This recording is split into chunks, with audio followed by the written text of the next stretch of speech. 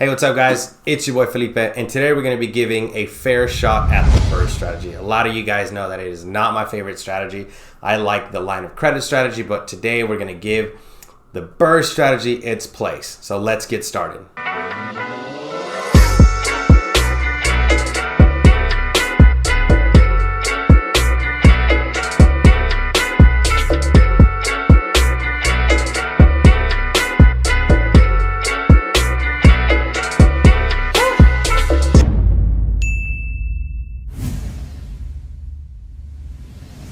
All right, guys, before we get started though, please hit that like button, leave me a comment, subscribe to the channel. It helps so much, especially when making these videos, that I know that you're actually getting value. Now, today we're gonna be talking about the infamous BRRRR strategy, right?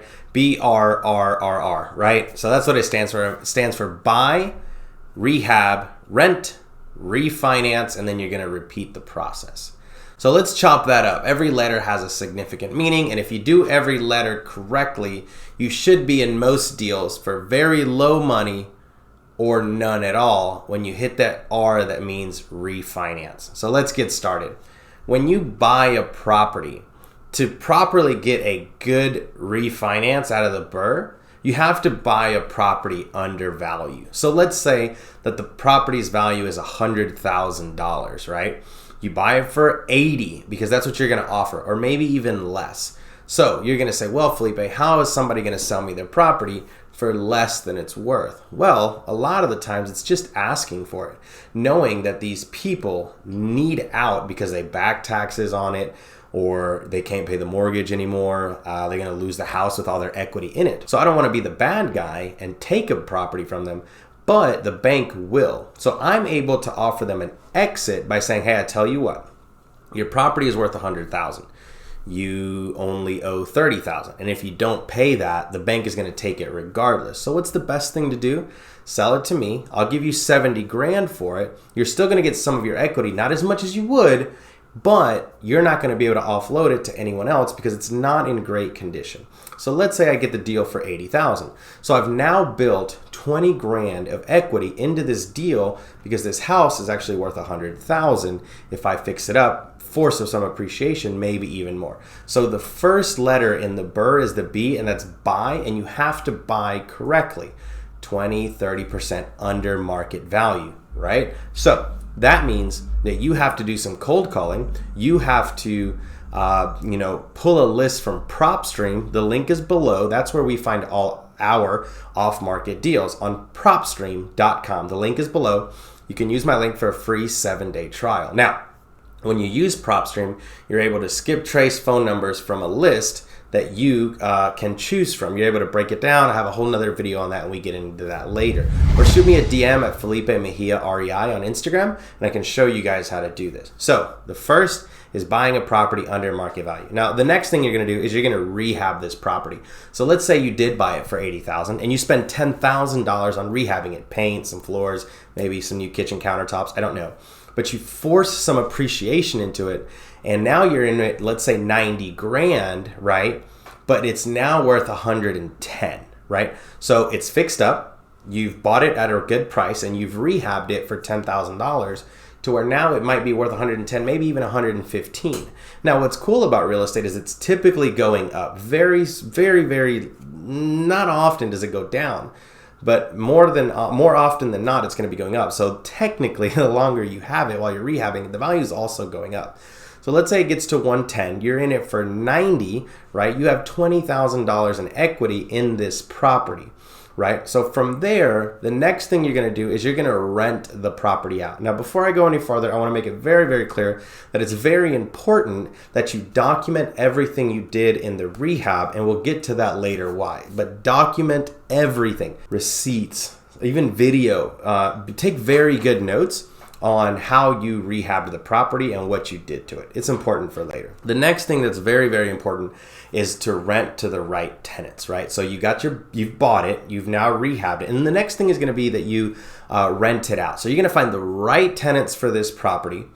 that have great credit scores or whatever the laws are in your state, you're going to find great tenants for that. I personally use a property management company, so I stay out of the legal issues, and most property management companies are going to be successful in following the laws. So you're going to get a great tenant in place. They're going to rent this property out from you, and you're going to start receiving cash flow, right? Let's say that on the mortgage you owe, I don't know, $600.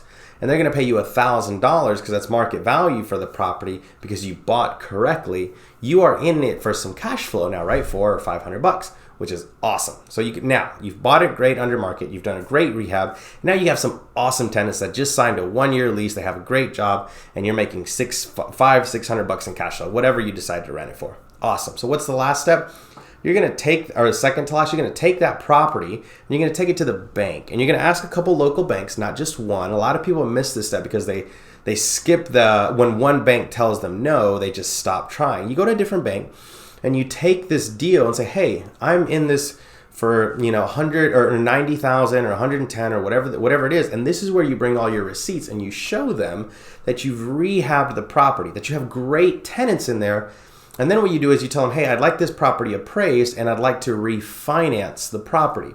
Now, this is very important that you tell them and you show them what you've done.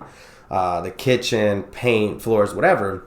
And they're going to take that into consideration when they are going in to check the property's value. And this is going to be called the ARV, the after repair value. Now, most banks are going to give you 80% of that. So, for example, let's say that the evaluation comes back. They went and checked the property. They did an inside-outside scope of work. They looked at it. It looks great. It's renting for $1,200 or $1,000, whatever. You did a great job rehabbing, and your ARV comes back at, I don't know, 120. Wow, you got a great deal. They're going to give you 80% of that 120 grand back to you. So whoever's out there, do the math. Leave me a comment with the answer that you think that now you're in the deal for. Because remember, you're only in it for 90,000. So how much is the bank giving you back?